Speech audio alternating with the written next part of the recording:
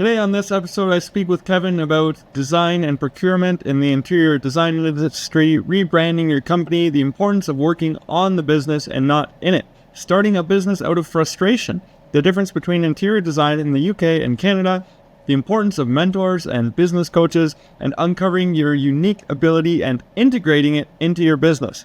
This is a great episode. Make sure you listen right to the end. Hello and welcome to today's episode of Constructive Conversations. The intention of this podcast is to explore the mindset and actionable strategies that empower entrepreneurs to achieve holistic success while inspiring listeners to confidently pursue their own ambitious dreams. The reason I do this podcast is because 10 years ago I knew I wanted to start a business, but I had no idea where to start and no role models to follow. The goal now is to provide that inspiration for new entrepreneurs and provide fuel for those who are already doing it. Joining us today is Kevin Gray, principal at Studio Ridge, which provides interior design and architectural feasibility studies, specializing in custom timber frame homes throughout Canada and internationally. Thanks so much for joining us today. Thank you. Nice to be here. So let's get right into it. Can you tell us what your company looks like today, and then maybe we'll work backwards to get your origin story of how that company came to be? Sure. So today we are a team of 8 core people. We have our company split into sort of 2 divisions. We've got the procurement side and we've also got the design side. So on the design team, we have myself and 3 core people on the private client homes. We have another person who is in the procurement side really, but she also does design work. Our business is split into 2 divisions, essentially, what I'm calling the furniture procurement and show home division, and then the private client division that does a lot of the timber frame homes as well as other types of projects. Awesome. And how long have you been running Studio Ridge? Well, the business as a whole has been operating for 14 years, just over 14 years now, but we rebranded as Studio Ridge in December of 2022. And the reason why we rebranded was twofold, really. When I started the business way back 14 years ago, I couldn't think of a name that I wanted to use. So at the time that I called the business Kevin Gray Interiors. Very exciting name. Didn't take a lot of creativity to figure that one out. And as the business grew over time and organically, I decided that I didn't think it was right for it to be continuing under my name when I had a design team now who were handling a lot of the projects as on a day-to-day basis, basically, while I was still involved and still am involved with these larger projects especially.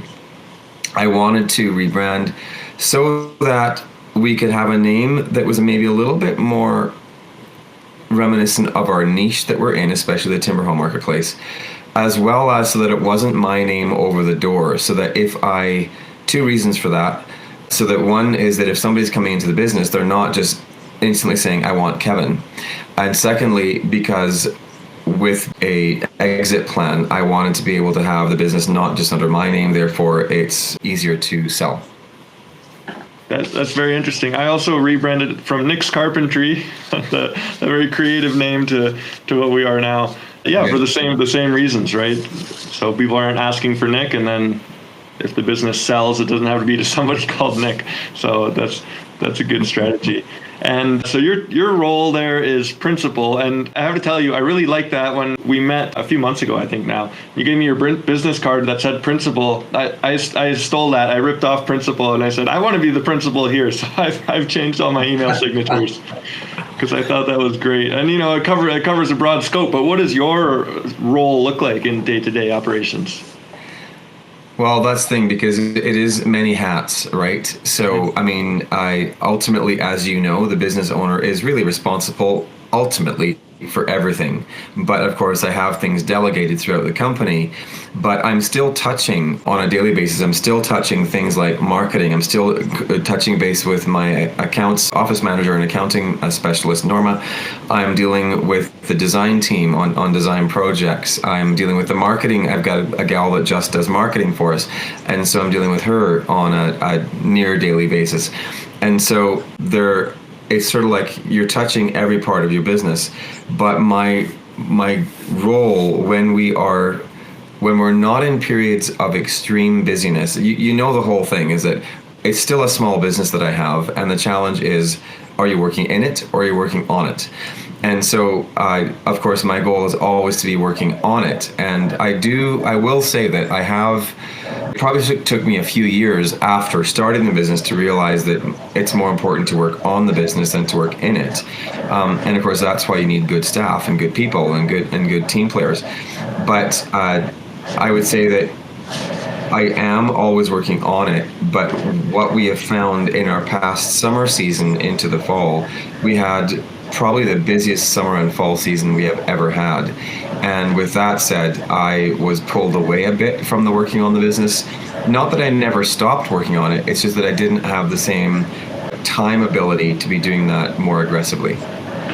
Mm-hmm. Yeah. So I hear that when it gets busy, it starts to sort of draw you and your time more into the business.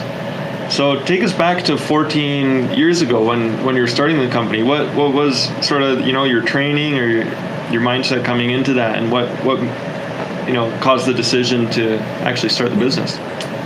So this is where I know I'm not the only one in this, and that is that it was really born out of frustration.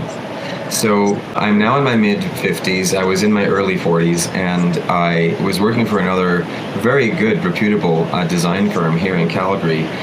And I had helped that firm build a portion of their business up.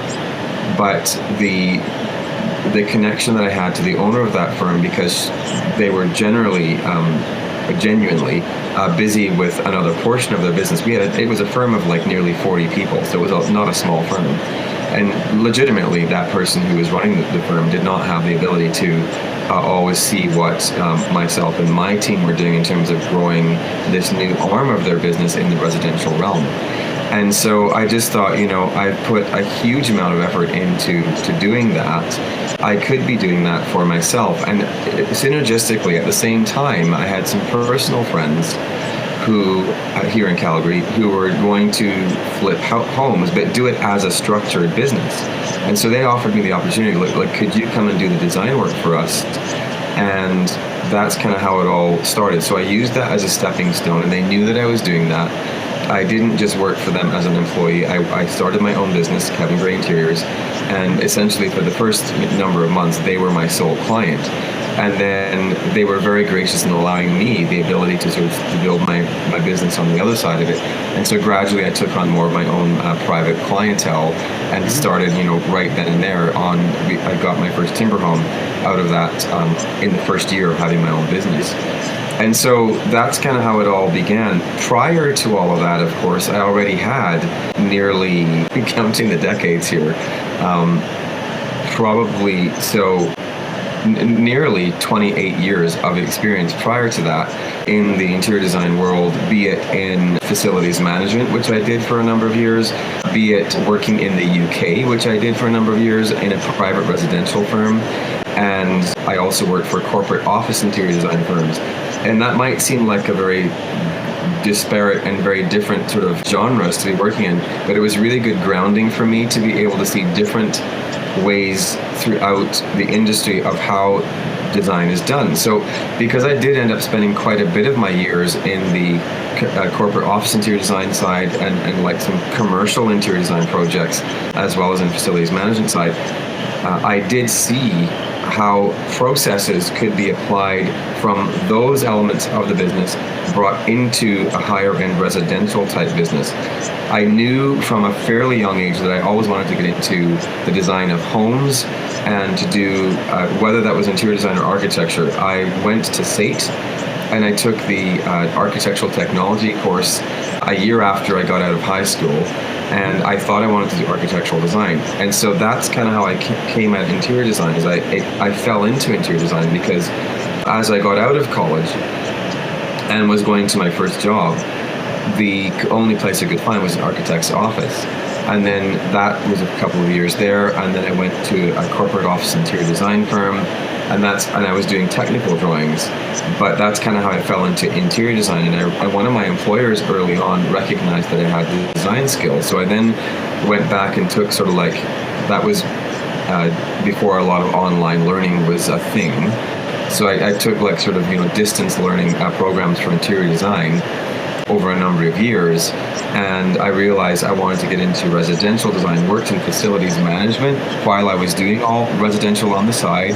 Worked in facilities management here in Calgary for 10 years, and then realized I really need to push my residential experience here. So because I'm a dual citizen, I was born in the UK, I had the opportunity of moving to the London area in the UK, and I worked there for 4 years with a very boutique, high-end residential design firm, sort of learning the ropes on that, and then came back here, and things flowed from there. Uh-huh. So can you talk more about living and working in the UK? So is interior design there, very different from Canada? Did you bring back, lessons and designs from there? Yeah, how is that, the difference stack up?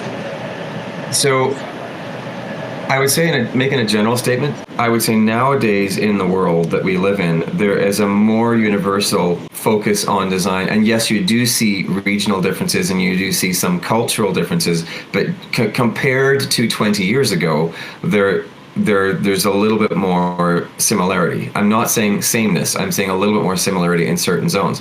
What I would say about my experience in the UK is what it helped me to understand is that the UK takes the best of what's very traditional and mixes it with the very modern. And that, I think, comes out of the fact that a lot of their homes over there are genuinely historical homes. I had the opportunity of working on what they call listed buildings, which are like basically a heritage designation. But listed buildings have different categories, and I worked on buildings that were like 300 years old, homes, I mean. And in those homes, sometimes we did a completely different, like very modern concept on the interior. Other times we went a little bit more transitional with traditional touches as well as modern. But so that's what I would say what I learned from the UK is with Europe itself is generally more modern, cleaner lines, what the whole Scandinavian design movement looks like. But there's a lot of that in Europe. And so the UK sort of blends the both, I would say, bits of North America and traditional design with more contemporary. So that was a interesting way of looking at it, and helped me not to be so narrow-minded about if the house is traditional, therefore the interior must be traditional. Very interesting. And during that period, did you have any mentors? Like, who are your mentors, and who are they now, if there's still people you're learning from? So back when I was working in the UK, I didn't really have any mentors per se outside of the people that I worked most closely with. Mm-hmm. So I would say in the UK, and maybe it's not so much a mentor thing, but the one thing that I guess I learned on the job in the UK is that for the interior design side of the business, I learned a huge amount about furnishings and especially drapery and window coverings. If you want to go somewhere to learn about drapery and window coverings, go to the UK because they have that cornered. Still to this day, here in Canada and in the city of Calgary, it drives me up the bloomin' wall that even although there are some really good drapery workrooms here, none of them can match what you get in the UK. And I find then what that means is a lot of designers here in Canada and in Calgary have the false impression that, a barely lined drape is somehow lovely. And it's because they don't know what they haven't been exposed to. So I guess I see from that, I've been sort of mentored on that sort of aspect of things, learning about the drapery window coverings in the UK. Nowadays, and since the early days of my business, I have certainly sought business coaches and mentors. And so starting like 10 years ago, I was using a business coach to more help me like, how do I grow the business? What do I need to think about? How do I bring on staffing? And I'm a big one for always looking at finding online on YouTube, other places, looking for just general webinars for the design industry. And there's a lot of them out there. And so there's a lot of, coaches and mentors you can get. So over the years I've dipped into different things like using a network of other like-minded designers here in Calgary where we wanted as a group, we were all technically starting at the same time in our businesses and we wanted to get some mentorship. So we went out to this other company and said, can you please come to Calgary and give us a 2-day training session, which we did. So that was one example of that. That was just like a one-time thing. But then I've done coaching as well, where it might be a series of months of coaching. And I've done that several times throughout the business's history. But bringing right up to today, I'm now doing this again because I feel that, it forces you as a business owner, when you're in the process of doing this coaching and investing in coaching, it makes you think more seriously about what's coming next. And so right now I have another business coach who's helping us with some sales and marketing refinements, as well as basically just helping me on a personal level with a better focus for the administrative side of things. But then apart from that, I have some true mentors now. So I have reached out through my industry contacts, and I'm dealing with the managing partner of a larger firm in the northern USA. They also do architecture and interior design, but their firm is like 50 people. So compared to us, but the thing is, the similarity is they're in a similar niche. So we both do homes in the Mountain West, basically, of Canada or the States. We both firms work in both zones. I'm just trying to get some tips and tricks from them as to, like, he sees my business as a small entity, so we're not competition to him in that sense, but how can he add value by helping me see what they've learned? So I'm doing a bit of that right now. And that's true mentorship. That's like once per quarter, meeting for about an hour and a bit, and it's usually me that has the homework, and I'm just going back to him with that. I'm in the process right now of reaching out to a second architect that I've also met through the projects that we've been working on to ask for the same thing. Because what I feel is sometimes it's really good to get two different opinions, two different points of view, and two different firms who have structured things differently. So what it does for me then is that what I get out of it is it opens my mind to different things. How do people do things? So I'm a big believer in what I call possibility and potential. When you drill down what I really am all about in my life and business, it is opening people's minds to possibility and revealing potential. So if I'm not doing that for myself, then I'm failing as a business owner, because you want to expose yourself to how things could be done, how are other people doing them, and then you take from all of that and then apply it to your business to make the necessary tweaks and pivots to move forward more successfully. I really like that, opening people's minds to possibility and potential. How did you narrow in on that statement? Like, how did you, come to that? Because that seems very focused. It is very focused, and it might sound fluffy, but it's not. So how I did that, so this goes back to not long after I started my business. And a thing about me is that because I have a side of me that's analytical, so I like doing these kinds of assessments, right? And going back to, for example, personality typing, I've done the Myers-Briggs personality typing, once every 5 to 10 years, and it usually always comes out with the same profile, which is ENTP, which is classic entrepreneur. But I wouldn't necessarily call myself an entrepreneur, because an entrepreneur, from the pure actual definition of the word, you're doing something different that nobody has done before. I'm a small business owner, and moving that business forward, I might have entrepreneurial thinking in terms of trying to do things differently, but the actual core of what I'm doing isn't really different in the industry, if you see what I'm saying. So that's kind of my thing. But because I like doing these kind of assessments and self-assessments, over the years I've done different things. And I did one where it was like sitting down and going over your life, whether it's work or job, and saying, okay, what are the tasks that I have liked doing? And of course, apart from design, of course, being a big one, like designing things, but then why do I like design? Okay, why do I like residential design specifically? And why do I like that compared to commercial design? Well, commercial design, you're working usually for the owner of a company or a facilities management person inside a corporate business. None of them have the same level of emotional connection to that business. And I realized that for me as a person, I like to be able to feel where I get my sense of fulfillment in doing design is when I'm doing it in the residential realm, because you're generally then working with a homeowner. And while that relationship can be a bit more emotive over the lifespan of it, ultimately I feel more I feel I get more self-fulfillment out of that more personal relationship, because you've literally touched somebody in their home and helped open their minds to possibility and potential of how they can live, right? But then how did I get to that in other parts of my own life? Well, when I was a younger person in my 20s, I used to really like organizing outings, whether it be a bunch of kids from families that I knew, or people my own age, and I was the one that always was the organizer. I like to organize the camp trip in the summer. I like to organize the road trip to Vancouver with 5 different people. And so once I started doing this, and often the people that I was doing it with is friends from the UK, because I've got a strong connection from there because I was born there.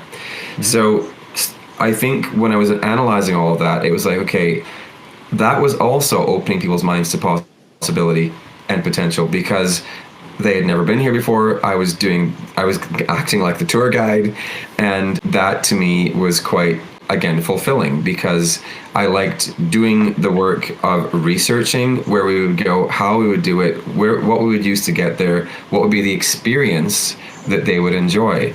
And it's no different in principle to the experience that we're helping the client enjoy when we're going through the process of interior and or architectural feasibility design. And so that's kind of how I arrived at that.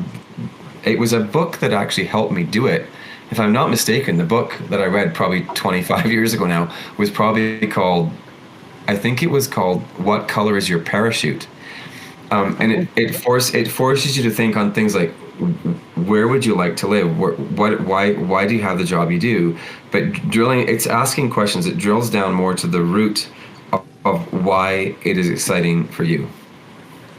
Oh, that's great. And that actually sounds like I recently read a similar book. It's called Unique Ability, and it walks you through several personal assessments, asking people around you, what am I good at, from an external perspective. But yeah, that's really interesting. And how long ago did you go through that work, to bring out this, what actually provides the fulfillment for you? I think I probably started it about 25 years ago, and then I revisited it again. And that was when I was in the UK. And then I revisited it again.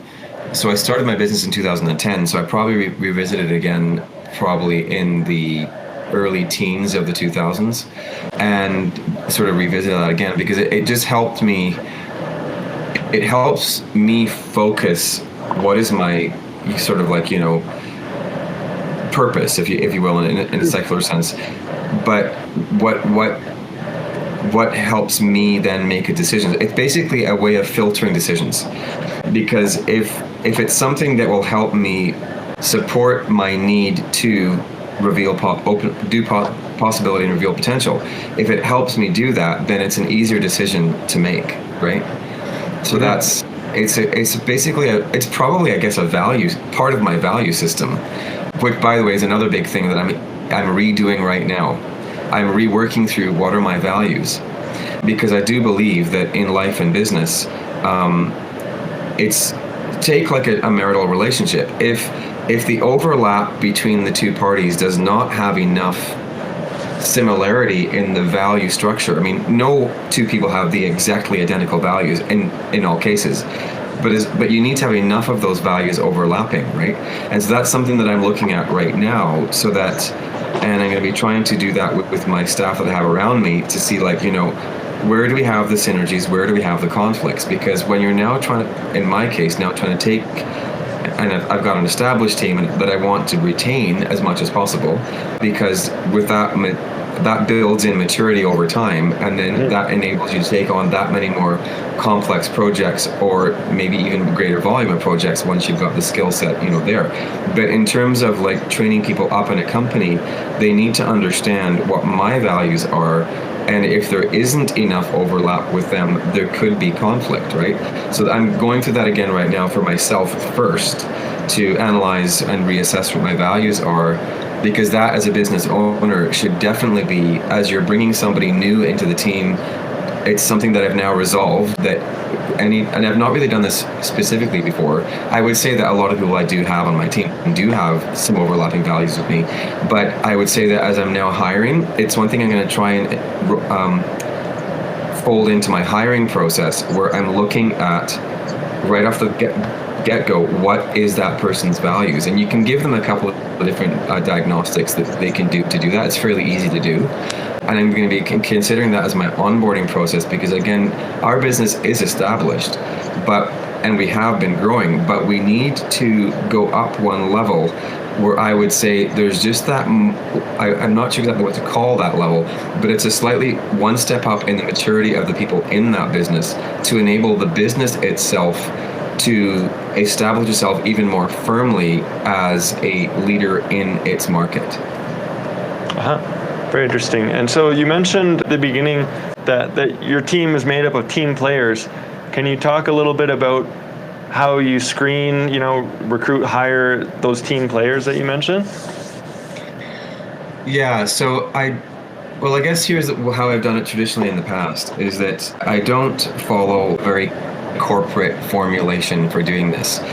First of all, when I'm looking for people, before I put out any advertisements on LinkedIn or Indeed or any place online, even, through a newspaper online or whatever, I always ask around in the industry, because as you already know, the construction and design industry in Calgary is a pretty small industry, right? Here in the city. And in fact, it always has been. And so what you find is that I already know a lot of other interior design contacts that are also owners of their businesses. I sometimes reach out to them to say, hey, you know of anybody? Because sometimes they might have been approached by somebody that they can't hire them right now because they don't need the person. Or they felt it wasn't maybe the right fit for their specific business, but there's nothing wrong with the person, right? So basically, I start there because I really believe that it's who you know, and we're in a relationship industry, right? So if I can get a referral to somebody that way, that's where I'll start. If that doesn't pan out and there's nothing coming from there, then I will put the ad in, which I find really challenging in this day and age because these online services are used by people all around the world. What we then find we have to do is weed through even although it might state in my application must be Alberta or Calgary based, right? And you'll get people from all over the world applying, and then you've got to weed through all of that, realizing that they still live in these countries and they're just looking for a free ride over here. Mm-hmm. And so basically we filter through. But to come back to the actual process is that when I start with hiring and interviewing, I usually do it in like a staged thing. I might start by a meeting I usually always start with a Zoom call or some kind of a video call, and that helps that person who's interviewing and us who are doing the interview assess, is this person, should we take this further? And then if we do, we'll then have the person come and we'll do an in-person meeting, either sometimes with just myself and or with members of my team. But we usually do at least 3, so the Zoom call and at least 2 in-persons, because I just feel that you need to get a bit more of a flavor of the person and they need to get a better flavor of you. And so because we are a small business, I want to make sure that the people we're bringing in also have some kind of a synergy with the other people in our business. Now, I've done it before and I've made mistakes, because all business owners do, and I've brought somebody in who ultimately wasn't the right fit for the business, even although we thought there might be a fit earlier on. But so we do like I would say we've talked to that person at least 3 times, 2 of which are in person, sometimes even 3 in person before we move forward. And I try to do it as informally as possible. Yes, we do ask some specific questions, but I don't want my company to ever become too overly corporate in the way that we do the hiring process. Okay, that's a great answer. I'm sure that'll be helpful to people. So you talked about making hiring mistakes. What if, just looking back over your business journey, what's sort of one of the biggest obstacles or challenges you've had to overcome? Well, I think the first challenge I had to overcome was you need people. So when you're a small business operator, and when I first started my business, I knew right out of the starting gate my process that we've adopted in the business is, like I said, a more architecturally informed process as to how we do things. And so as a result of that, we do a lot of interior design drawings, more than some other designers might do. So right at the starting gate, when I started my own business, when it was just me, I did have a subcontractor who did my drafting as and when was needed. And now and then I would hire like a junior designer to help me source certain materials if I didn't have time to do it. So I always did have people helping me, but I kept saying, you can't afford to employ somebody. You can't afford to employ somebody. You can't afford it. Eventually, after about 3 years of this, the switch got flipped, in my head. You can't afford not to, right? Because when we are in a business where that person's time is predominantly time billing based, the position mainly pays for itself, right? So basically, once the switch got flipped in my head, that was probably the first hurdle to overcome. That it's not about you can't, it's about you need and you must in order for the business to move forward, right? So that was probably a quick learning exercise by trial by fire on, you can't dwell on what you can't do or this sort of negative thinking. It's got to be that you need this in order for the business to grow, and to see it from that perspective, first of all, more of a top level view. So that was one learning experience. Other learning experiences was just as the company has now started to grow, there is sometimes a temptation to hire either a specific person or to hire to a specific position without necessarily waiting for the right person, right?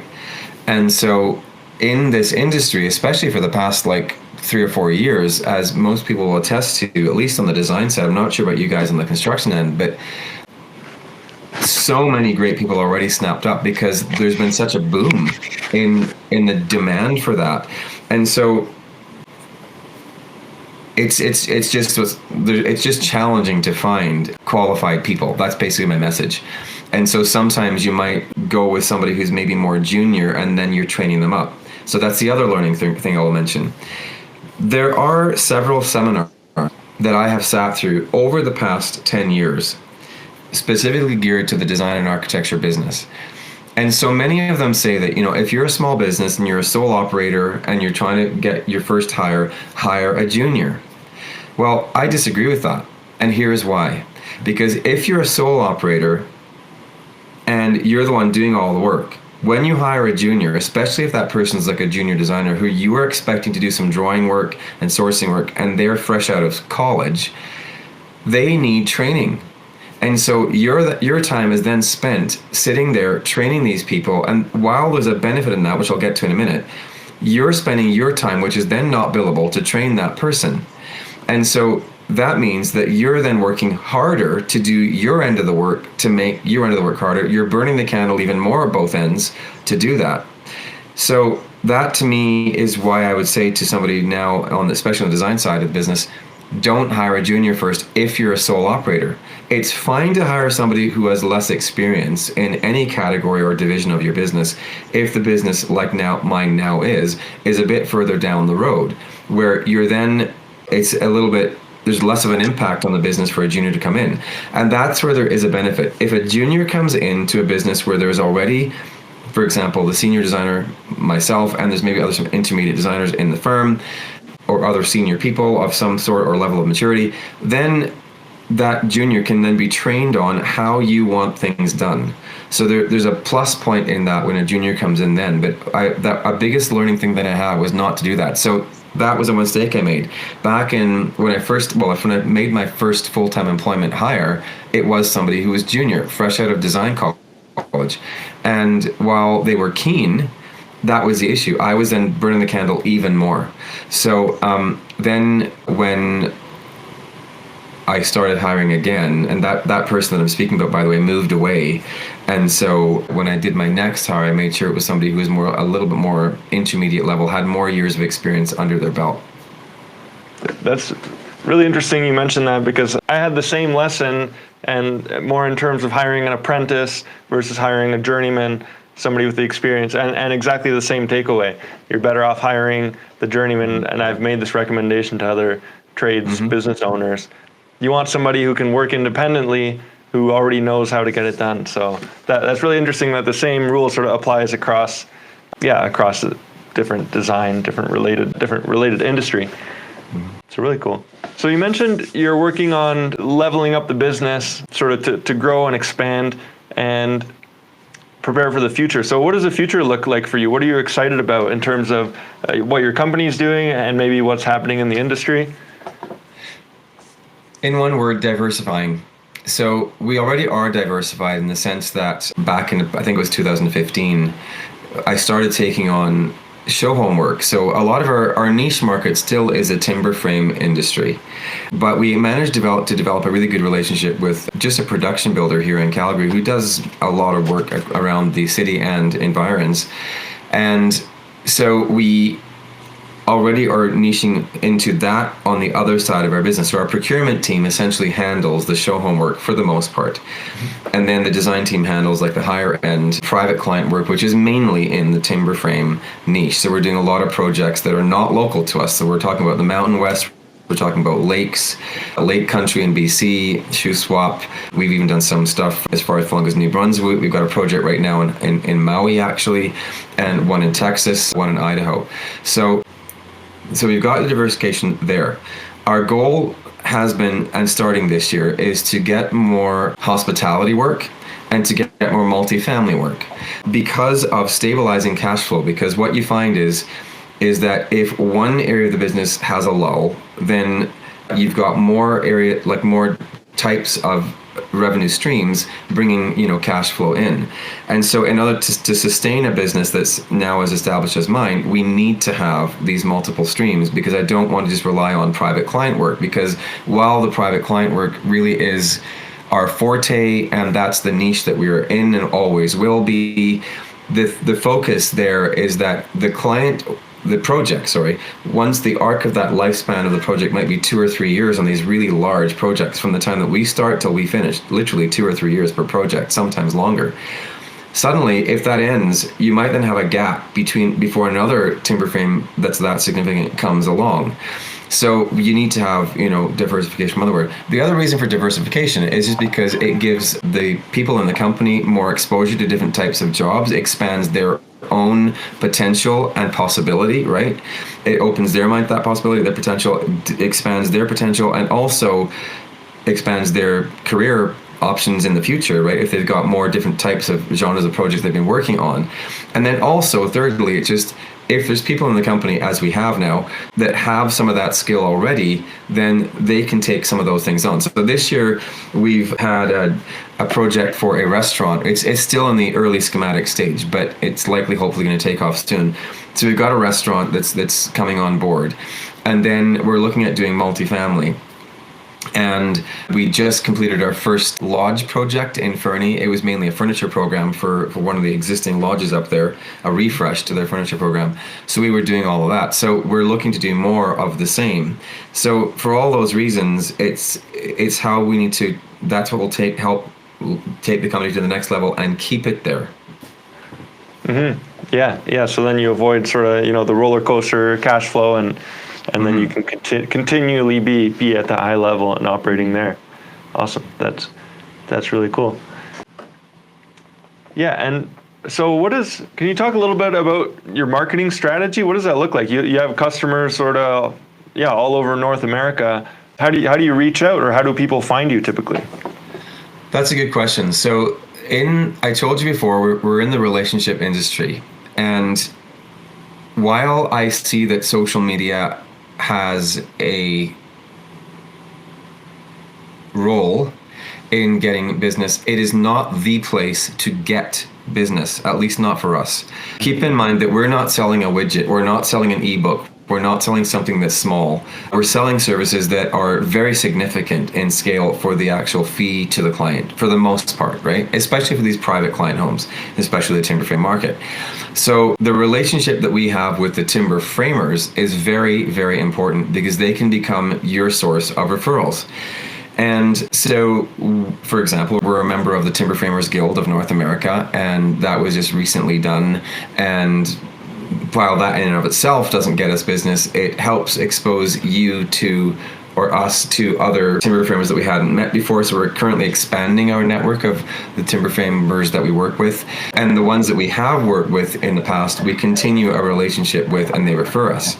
So all of that to say that while we first of all rely on the relationship, then they might check social media, they might see us on Instagram, they might see us on LinkedIn, whatever the case may be, Pinterest as well. And that's just sort of an added value to the client coming on board. It will give them it gives us a bit of credibility to the client. But did you want me to talk about the onboarding process, or just about the reaching out like I've just done? Yeah, no, that's what I was interested in. Yeah, is reaching out. So you're saying you have the first layer of relationships with the timber framers, and then the clients sort of approach them, and then they send work to you. Yeah, that's really interesting, and especially because it's niche, right? There's, yeah, like you said, it's not a widget, it's not a small thing that you're selling. So you've dialed in that system to get in front of the right clients. And that's something else to mention is that I always wanted to niche into the timber home marketplace, because before I started my business, I had already done two or three timber frames prior to starting my own business when I was working for another firm. But the timber homes, it's difficult to get directly to that client, because how do you reach out to the homeowner directly, right?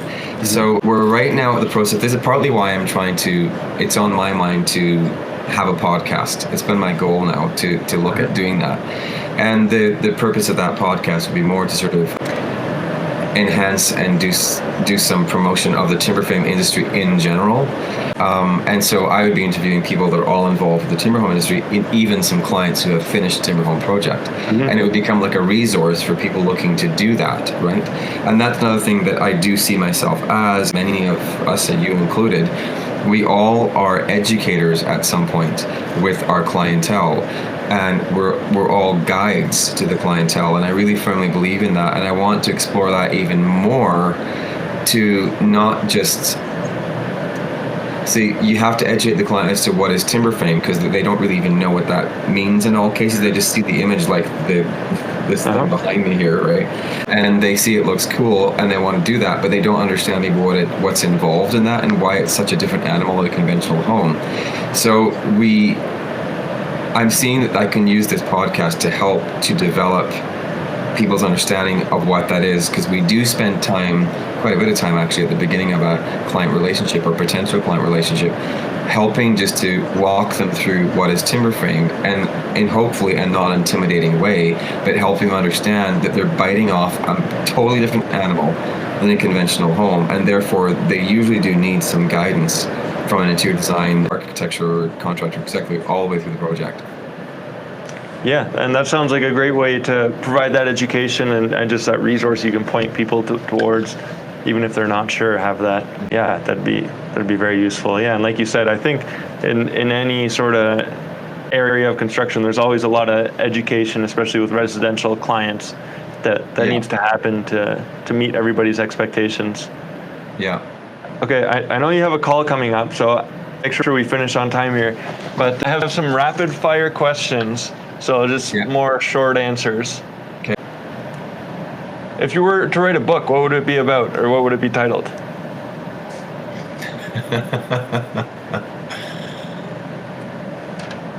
What would it be titled? You want this rapid fire? I don't know. Or whatever comes to your mind. It would be like James Herriot for timber frame. Do you know what I mean by that? James Herriot was the author in the UK who wrote All Creatures Great and Small, about his life as a vet in the Yorkshire Dales. Okay. And it's quite a humorous story, so I'd probably do that, where I talk about the good stuff and the hilarious stuff and the crazy stuff. Awesome. Nice. I like that. That's a good answer. What is a top book recommendation for an entrepreneur?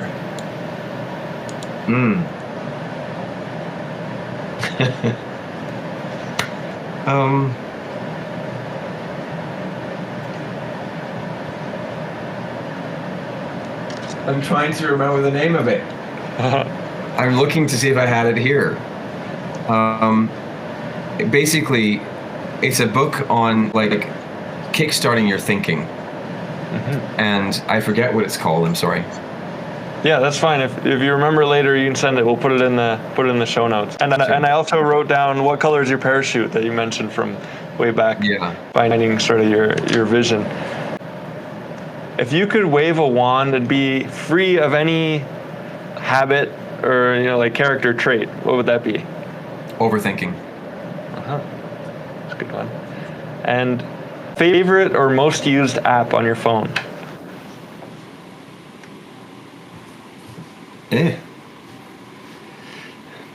WhatsApp.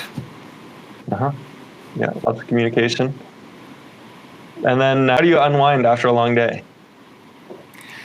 I really like walking. So in the summer months, especially, I have a dog, and right now I'm single. I'm in a relationship, but I am single at the moment. And how does that? That's kind of an oxymoron. I'm in a relationship but single.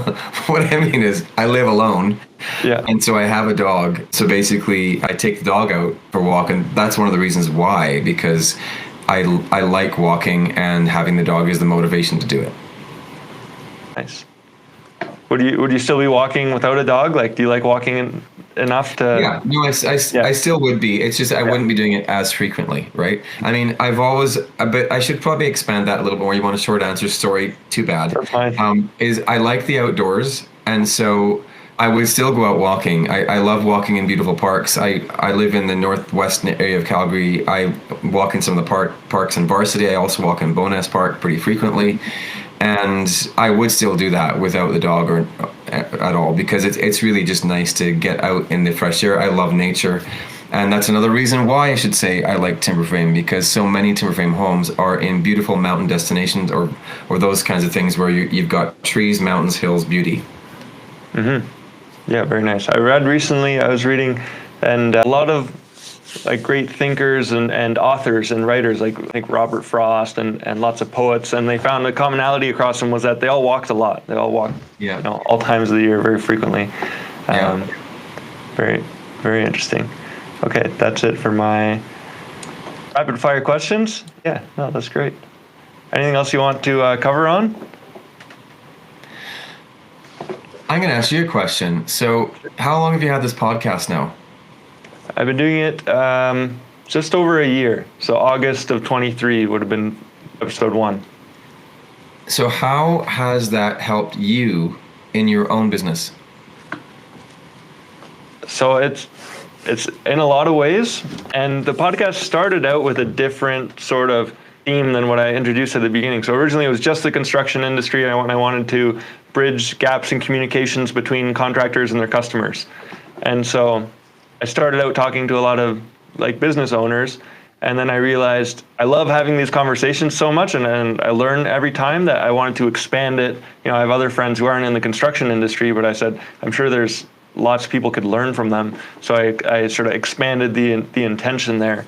So it's been really good. Even I talked to someone who owned a manufacturing company in Silicon Valley making microchips, and then he gave me some great advice on hiring, which helped me, take the next step in business. So it's been really useful, just like those little nuggets that everybody provides. And so the hope is that the listeners are also picking out those nuggets, even if it's an unrelated industry. There's something there they can take and apply to their business. Yeah. So those principles and practices. I think that sounds awesome. Yeah. Yeah. Well, thanks for coming on, Kevin. It was a pleasure to have you. Well, same. My pleasure. All right. Take care. Thank you. Take care.